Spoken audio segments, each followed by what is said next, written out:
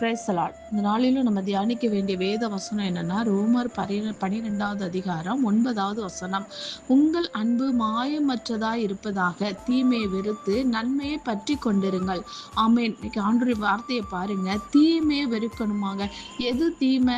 இன்னைக்கு நம்ம பூமியில பார்க்கிற முக்காவாசி காரியங்கள் தீமை தான். செல்போன்ல நன்மை எடுத்துக்கொள்ளணும், தீமை விட்டுறணும். டிவியில நன்மை எடுத்துக்கொள்ளணும், தீமையை விட்டுறணும். இதே போலதான் நம்ம குடும்பத்தின் நண்பர்களோட நம்ம நன்மையை விட்டுறணும், நன்மை எடுத்துக்கொள்ளணும், தீமை விட்டுறணும். இந்த தீமையை நம்ம விட்டு விலகும் பொழுதுதான் நன்மை நம்மளை பின்தொடரும். அந்த நன்மையை நம்ம சுதந்திரிக்கணும்னா ஒவ்வொரு நாளும் தேவனுக்குள்ள நம்ம மாயமற்றவர்களா இருக்கணும். நம்முடைய அன்பு மாயமற்றதா இருக்கணும்.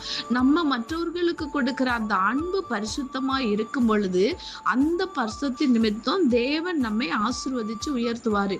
நம்மளோடு சேர்ந்த நம்ம குடும்பங்களும் கர்த்தருக்குள் உயர்த்தப்படும். அவருடைய ராஜ்யத்தின் சுவிசேஷத்தை நம்ம பெற்றுக்கொள்வோம். கர்த்தர் இதை ஆசீர்வதிப்பாராக. ஆமென்.